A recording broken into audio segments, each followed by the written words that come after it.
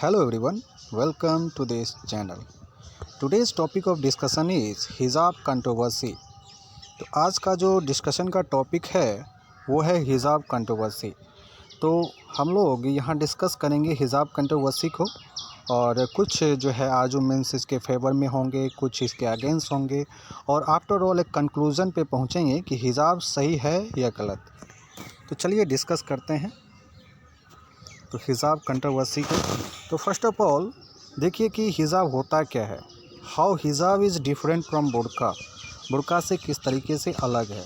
तो बुर्का जो है उस पूरी तरह से देख रहे हैं कि चेहरे को ढक रहा है, लेकिन हिजाब जो है वो नहीं ढक रहा है पूरी तरीके से। इस चीज़ को आप ध्यान में रखिएगा, आगे के डिस्कशन में काम आएगा। ठीक है। तो what is hijab? A hijab is a head covering scarf that some Muslim women wear in public, Islamic concept of modesty and privacy. तो हिजाब क्या होता है? तो हेड कवरिंग स्कार्फ होता है जो है कुछ मुस्लिम महिलाएं जो है जब भी पब्लिक में जाती है तो वो पहना करती है। एक इस्लामिक कंसेप्ट होता है मॉडेस्टी और प्राइवेसी का। इस चीज़ को ध्यान रखिएगा कि व्हाट इज़ हिजाब, हिजाब होता है क्या है। तो इस तरीके से हिजाब और बुर्का हम लोग देखे भी और पता चल गया है कि आप हिजाब क्या होता है। आर्गुमेंट्स इन फेवर ऑफ हिजाब। कुछ आर्गुमेंट्स है जो कि फेवर में है, तो उसको हम लोग देखते हैं। The Article 25 of the Indian Constitution provides freedom of conscience and free profession, practice and propagation of religion। कि आर्टिकल 25 जो है वो ये बात करता है कि आप अपने हिसाब से अपने विवेक के अनुसार जो है कुछ भी प्रोफेशन होता है, प्रैक्टिस है, प्रोपगेशन ऑफ रिलीजन, इस तरीके से कर सकते हैं। जो भी धर्म अपनाना चाहते हैं वो धर्म अपना सकते हैं, कुछ भी प्रैक्टिस करना चाहते हैं वो कर सकते हैं, अपने विवेक के अनुसार कर सकते हैं। आर्टिकल 19 जो है वो कहता है, article 19 section 1 of the Indian constitution provides right to choose what to wear. तो आर्टिकल 19 ये कहता है कि आप अपनी पसंद से कुछ भी पहन सकते हैं जो भी आपका मन है। ठीक है। लेकिन ये जो हम लोग देखें कि आर्टिकल 25 या आर्टिकल 19 जो भी कुछ कह रहा है कि अपने हिसाब से आप कर सकते हैं, अपने विवेक के अनुसार कर सकते हैं या अपनी पसंद से कर सकते हैं, तो ये तो आपका अधिकार है। लेकिन एक चीज़ आपको जो ध्यान रखना है वो ये कि ये सारा अधिकार एक रिस्ट्रिक्शन भी होता है इसमें। ठीक है, एब्सोल्यूट नहीं है। ठीक है, तो इस चीज़ को भी ध्यान रखना है। Girls education, right to education is more important than uniform.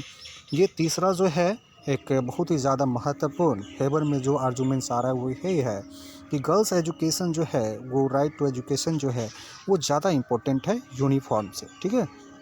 तो इस तरीके से जो हम देखते हैं कर्नाटका में जो अभी केस हुआ है कि जो गर्ल्स को जो है एंट्री नहीं दिया गया है, जो यूनिफॉर्म पहनी हुई थी, जो हिजाब पहनी हुई थी, इसलिए बताया गया कि उनका एजुकेशन ज़्यादा महत्वपूर्ण है ना कि यूनिफॉर्म। नेक्स्ट है कि minorities culture identity should be respected in democratic country.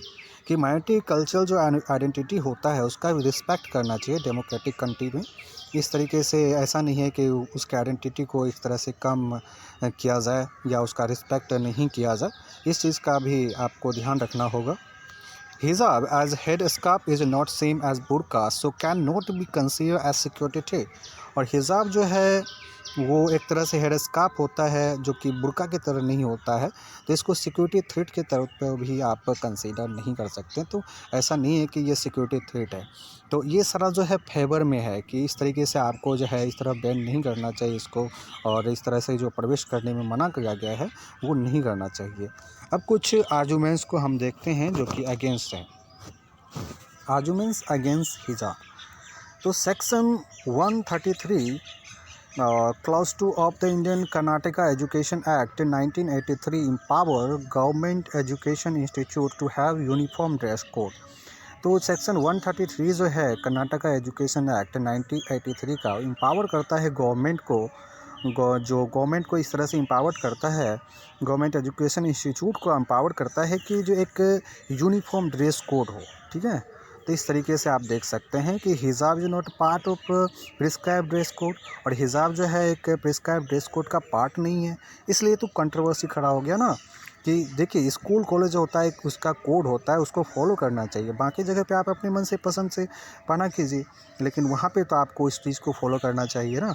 तो वही जो कोड को फॉलो नहीं किया गया और हिजाब उसका पार्ट नहीं है, पहन के वहाँ पे चली गई जो कुछ लड़की लोग, तो इस तरीके से वहाँ पे प्रॉब्लम हुआ। तो इस तरीके से अगेंस्ट में है ये आर्गुमेंट। और नेक्स्ट जो है वो ये है कि fundamental rights under article 19 of the constitution is subject to public order, कि जो आर्टिकल 19 है ना, आर्टिकल 19 है वो कॉन्स्टिट्यूशन का सब्जेक्ट टू पब्लिक ऑर्डर है। जैसा कि हम लोगों ने बताया था कि ऐसा नहीं कि अपने राइट को एंजॉय करने के लिए किसी के राइट को मतलब हनन कर दें हम, ठीक है। तो इस तरीके से वो पब्लिक ऑर्डर को जो है उसको भी ध्यान रखना होगा ना। तो इसलिए कहा गया है कि fundamental rights under article 19 of the constitution is subject to public order. Article 28, Section 1 of the Constitution of India says, no religious instruction shall be provided in any educational institution wholly maintained out of the state funds। तो इस तरीके से article 28 में हम लोगों ने देखा कि क्या करा है कॉन्स्टिट्यूशन, कि no religious instruction shall be provided in any education institution wholly maintained out of state funds. तो जो भी कोई इंस्टीट्यूशन है जो कि स्टेट फंड से चलता है, ठीक है, तो उसको जो है उसमें जो है कोई भी रिलीजियस इंस्ट्रक्शन प्रोवाइड नहीं किया जाए, ये भी चीज़ है, ठीक है। और नेक्स्ट है कि secularism implies education should be beyond religious matter. Secularism implies education should be beyond religious matter. ये सेकुलरिज्म है वो बताता है कि जो एजुकेशन है उसको रिलीजियस मैटर से ऊपर रखना चाहिए। इस मतलब इस रिलीजियस मैटर में एजुकेशन को नहीं पढ़ना चाहिए, ठीक है। तो ये भी चीज़ है। और इसी तरीके से हम देखें ना, एजुकेशन में इस तरह से बता दिया, जो भी सरकारी फंड है, जो भी स्टेट फंड से कोई भी इंस्टीट्यूशन चलता है, तो उसमें जो है इस तरह से इंस्ट्रक्शन जो है नहीं दिया जाए कोई भी, ठीक है। और इसी तरीके से हम देखें कि सेकुलरिज्म जो इम्प्लाई करता है जो एजुकेशन वो बियॉन्ड होना चाहिए रिलीजियस मैटर के, उसमें रिलीजियस मैटर को नहीं पढ़ना चाहिए, ठीक है। तो ये भी आर्गुमेंट्स है अगेंस्ट। और नेक्स्ट क्या है कि hijab can not be treated same as turban in Sikhism because turban is essential in Sikhism and hijab as essential in Islam is still not declared backward. तो कुछ लोग जो है इस तरीके से कह रहे हैं कि सिखिज्म में जो टर्बान होते हैं, जो पगड़ी होते हैं, उसको भी नहीं पहनना चाहिए। तो यहाँ पे बताया गया है कि hijab can not be treated same as turban, तो उसको जो टर्बान के तरह पे नहीं ट्रीट कर सकते हैं, because turban is essential in Sikhism, क्योंकि टर्बान जो है इसेंशियल होता है सिखिज्म में, ठीक है। लेकिन हिजाब की जब हम बात करते हैं तो उसको बताया गया कि as hijab as essential in Islam is still not declared by court. ये कोर्ट के जो है हिसाब से ना काम होता है, तो उस हिसाब से जो है देखें तो कोर्ट ने डिक्लेयर नहीं किया है कि ये इसेंशियल है। तो इस तरीके से अगर ये कोर्ट डिस्कस करता है कि ये इसेंशियल है, तो आगे चल के हो सकता है कि ये पहन सकते हैं सभी, ठीक है, स्कूल कॉलेज में भी, अदरवाइज़ ये नहीं पहन सकते हैं, ठीक है। तो देखिए, जो टर्बान है उसको एसेंशियल जो है माना गया है, लेकिन ये जो हिजाब है उसको एसेंशियल नहीं माना गया है। तो चलिए नेक्स्ट है कि Kerala high court in 2018 ruled in favour of school dress code और individual right over what to wear. और एक चीज़ और भी है कि 2018 में जो केरला हाई कोर्ट है वो ruled in favour of school dress code, तो स्कूल ड्रेस कोड के फेवर में ही जो है अपनी बातें रखी थी, और individual right over what to wear. ऐसा नहीं कि कुछ भी आप पहन के चले जाएं, ठीक है। तो ड्रेस कोड के फेवर में जो है जजमेंट आया था केरला हाई कोर्ट का 2018 में। इस चीज़ को भी जो है एक तरह से अगेंस्ट में देखा गया हिजाब का, ठीक है। तो नेक्स्ट जो है वो क्या है, नेक्स्ट ये है कि जो हिजाब is considered as a symbol of patriarchy in Arabic culture. तो हिजाब को जो है एक तरह से पैट्रियार्की का सिंबल माना गया है अरबिक कल्चर में। और नेक्स्ट ये है कि if hijab is becomes part of dress code then orthodox family में force many women to wear hijab everywhere. तो एक अगर इसको ऑर्थोडॉक्स अगर ड्रेस कोड में ये आ गया तो ऑर्थोडॉक्स फैमिली जो है वो वुमेन को इस तरह से फोर्स करेंगे कि हर जगह ये पहने, ठीक है। तो इस तरह से आप देखते हैं कि जो एक तरह से पैट्रियार्की जो है उसका भी सिंबल है, और अगर ये ड्रेस कोड में आ जाता है तो ऑर्थोडॉक्स फैमिली जो है उसको फोर्स भी करेंगे कि वुमेन को जो पहनो हर जगह। तो ये सब गलती है एक तरह से। तो नेक्स्ट ये है कि in many Muslim country like Iran women protested against hijab, कि जैसे कि मुस्लिम कंट्री ईरान को देखते हैं तो वहाँ पे हिजाब के अगेंस्ट है महिलाएं, ठीक है, प्रोटेस्ट किए हैं हिजाब के खिलाफ में, वो पहनना नहीं चाहती हैं। फिर हम लोग क्यों इस हिजाब को लेकर के इतना कंट्रोवर्सी खड़ा कर रहे हैं, तो इस चीज़ को हम लोगों को समझना होगा, ठीक है। तो एक भी एक तरह से अगेंस्ट हिजाब आर्गुमेंट्स हैं। तो चलिए हम लोगों ने देखा कि आर्गुमेंट्स कुछ फेवर में कुछ अगेंस्ट में। अब एक कंक्लूज़न में पहुंचते हैं कि कंक्लूज़न क्या हो सकता है। ठीक है, कंक्लूज़न पे पहुंचते हैं। तो कंक्लूज़न कुछ इस तरीके से हम देख सकते हैं कि वेदर हिजाब इज इसेंशियल और not in Islam should be decided by court and not bye political groups. कि जो ये हिजाब जो है इसेंशियल है कि नहीं इस्लाम में, ये कोर्ट के तुम जो है इसको डिक्लेयर करे, ठीक है, डिसाइड करे, ठीक है, not bye political groups. Political groups ये नहीं कह सकते हैं ये इसेंशियल है या नहीं है, तो ये आफ्टर ऑल कोर्ट बताएंगे। ठीक है, पहले ये हाई कोर्ट फिर सुप्रीम कोर्ट। ठीक है, तो सुप्रीम कोर्ट का जो भी ऑर्डर होगा, जो भी बातें वो बताएंगे वही सही होंगी। ठीक है, जो भी उसका डिसाइड करेंगे वही सही होगा, है ना। तो वेदर हिजाब इसेंशियल और not in Islam should be decided by court and not bye political groups. ये कोर्ट के तौर पे डिसाइड होगा, कोर्ट डिसाइड करेगा, ना कि पॉलिटिकल ग्रुप या कोई आम जनता।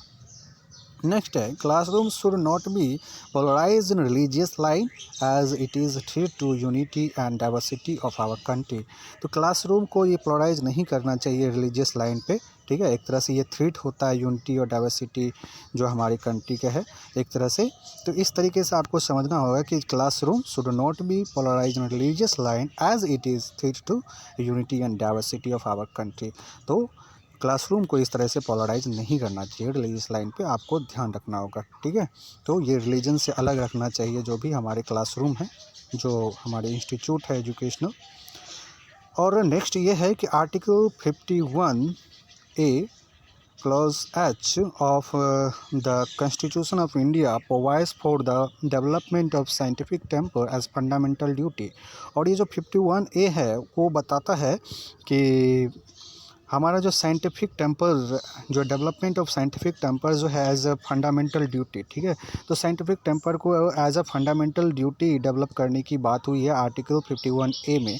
तो इस चीज़ को हमको भी ध्यान रखना होगा कि साइंटिफिक टेम्पर डेवलपमेंट वाली जो बातें हैं उस चीज़ से जो हमारा फंडामेंटल ड्यूटी है इस चीज़ को हमको ध्यान रखना होगा। और इस तरीके से जो इस मामले में नहीं उस तरह से पढ़ना है कि जो किस तरीके से जो है यहाँ पे जो है हिजाब को लेकर के बड़ा सा कंट्रोवर्सी खड़ा हो गया है। ठीक है, तो we as society always embrace modernity and liberalism in context of women emancipation. और जो है वी एज सोसाइटी, हम जो एक सोसाइटी के तौर पर अगर देखते हैं तो ऑलवेज एम्ब्रेस मॉडर्निटी, तो हम लोग आधुनिकता को अपनाते हैं, है ना। तो liberalism in context of women emancipation, जो वुमेन इमेंसिपेशन की बात करते हैं, उनकी दास मुक्ति की बात करते हैं। ठीक है, तो इस तरीके से हम लोग जो बात करेंगे तो उसमें देखेंगे we as society always embrace modernity and liberalism. तो मॉडर्निटी और लिबरलिज्म को हम लोग अपनाते हैं, वो आधुनिकता को अपनाते हैं। ठीक है, जिससे कि एक तरह से दास मुक्ति होता है, एक तरह से विमुक्ति होता है वुमेन का। ठीक है, और इस तरीके से हम लोग देखें भी कि ईरान में इसके खिलाफ़ में महिलाएं जो बात कर रही है, प्रोटेस्ट कर रही है, और यहाँ पे इस तरीके से हो तो ये गलत बात है कि जो कंट्रोवर्सी खड़ा हो जाए। ठीक है, तो इस तरीके से हम लोगों ने देखा कि जो है हमारे सोसाइटी में मॉडर्निटी इस तरीक़ों से अबलिस्ट उसको एम्ब्रेस किया जाना चाहिए। ठीक है, ना कि इस तरीके से जो है हमको ज़्यादा इस मैटर पे कंट्रोवर्सी खड़ा करना चाहिए।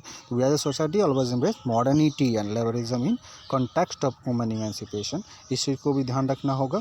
और इस तरीके से हम लोगों ने देखा कि बहुत सारी बातें हैं जो कि अभी भी डिस्कशन में भी बना रहे न्यूज़ में, लेकिन ओवरऑल ये डिस्कशन तभी ख़त्म होगा जब एक सुप्रीम कोर्ट इस पे कोई भी डिसाइड करेंगे और अपनी बातों को रखेंगे। ठीक है, तो इस तरीके से हम लोगों ने लेकिन अभी तक देखा कि किस तरीके से ये जो है हिजाब वो इसेंशियल है कि नहीं है, और किस तरीके से जो हिजाब की बातें जो अभी चल रही, कंट्रोवर्सी जो चल रही है वो सही है ये गलत है। ठीक है, तो this is all for today. मिलते हैं नेक्स्ट क्लास में। Thank you.